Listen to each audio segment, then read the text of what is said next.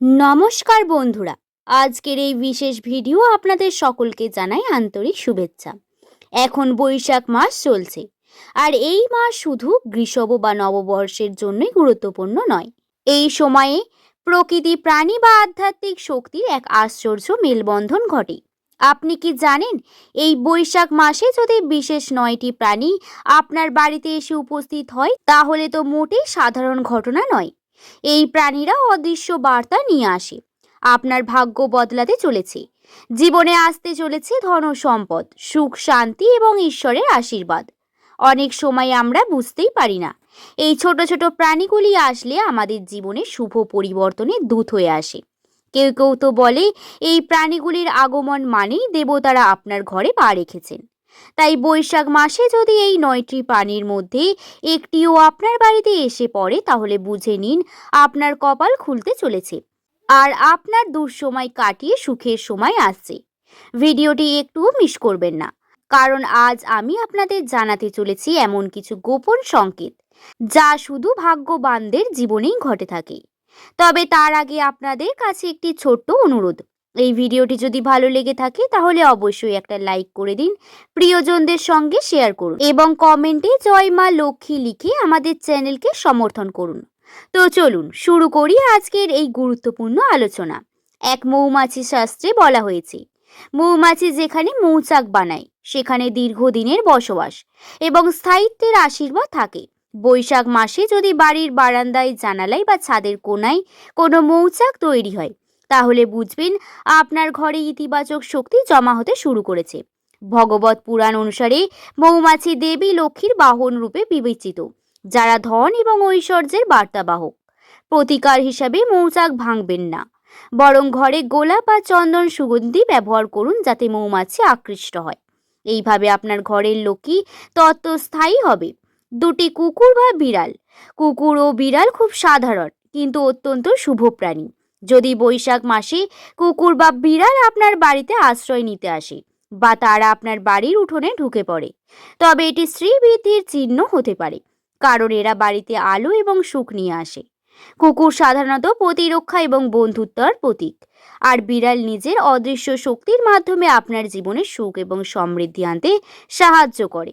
বৈশাখ মাসে যদি কুকুর বা বিড়াল আশ্রয় নিতে আসে, তবে আপনার জীবনে সৌভাগ্যের সৃষ্টি হবে। 3 প্রজাপতি।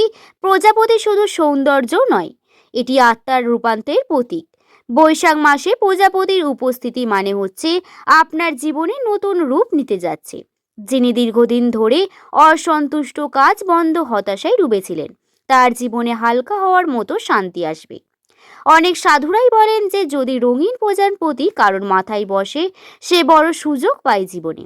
প্রতিকার হিসাবে আপনি ঘরের পশ্চিম দিকে একটি ফুলের গাছ রাখুন, যেমন বেলি বা অপরাজিতা। এটি প্রজাপতি আগমনের বৃদ্ধি পাবে এবং শান্তি আসবে। 4. গরু যদি খাবার বা জলের জন্য আসে।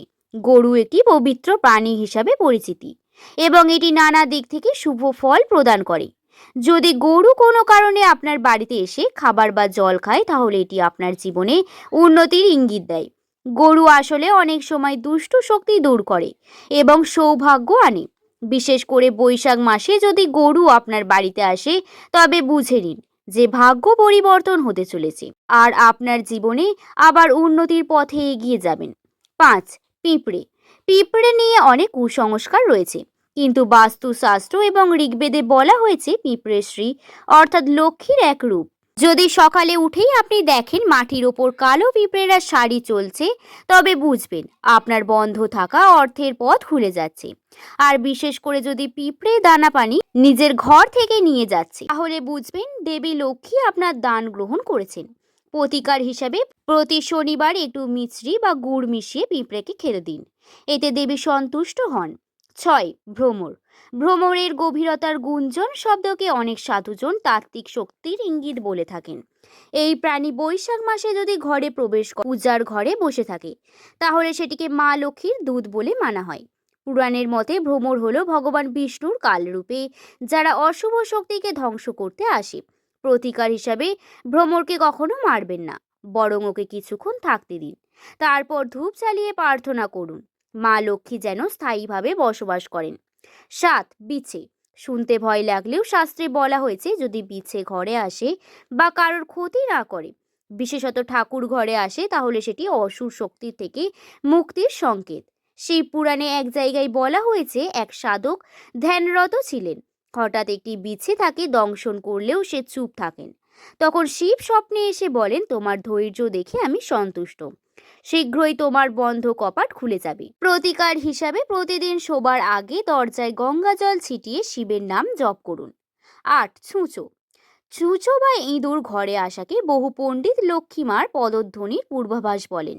বিশেষ করে যদি ছুঁচো রান্নাঘরে আসে বা খাদ্য নেয়, তবে বোঝা যায় গৃহস্থের ধন প্রাপ্তি হবে।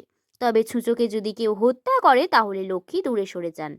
প্রতিকার হিসাবে একটু চালের গুড় বা কিশমিশ এইসব দিয়ে কোণে রাখুন এবং ছুঁচো শান্তভাবে খেতে পারে। এতে ঘরের অশান্তি কমে এবং লাভ বৃদ্ধি হয়। ৯. টিকটিকি। অনেকেই ঘৃণার চোখে দেখে, কিন্তু বৈশাখ মাসে টিকটিকির উপস্থিতি মানেই ঘরে অশুভ শক্তি দূর হচ্ছে। বিশেষত যদি টিকটিকি কেবলমাত্র ঠাকুর ঘরে বা গৃহের প্রবেশদ্বারে দেখা যায়, তাহলে বুঝতে হবে ঘরের চারপাশে নেতিবাচক শক্তি দূর করার কাজ শুরু হয়েছে। প্রতিকার হিসাবে ঘরের দক্ষিণ পশ্চিম কোণে একটি পাত্র রেখে দিন, যাতে টিকটিকি আশ্রয় পায়। এতে ঘরের শত্রুতা বা নজর দোষ কেটে যায়।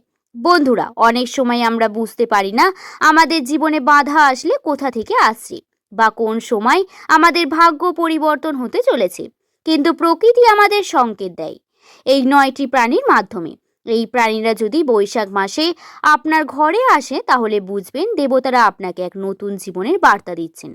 তাই কখনো ভুলেও এই প্রাণীদের তাড়াবেন না বা হত্যা করবেন না, বরং মনে মনে মা লক্ষ্মী বা সংশ্লিষ্ট দেবতাকে ধন্যবাদ জানিয়ে জীবনের শুভ সময়ের অপেক্ষা করুন। ভিডিওটি যদি ভালো লেগে থাকে তাহলে অবশ্যই লাইক করুন, প্রিয়জনদের সঙ্গে শেয়ার করুন এবং কমেন্টে লিখুন জয় মা লক্ষ্মী। আমরা আবার আসবো নতুন কোনো ভিডিও নিয়ে। আজ এই পর্যন্তই। সকলে ভালো থাকুন, সুস্থ থাকুন, শান্তিতে থাকুন। জয় মা লক্ষ্মী।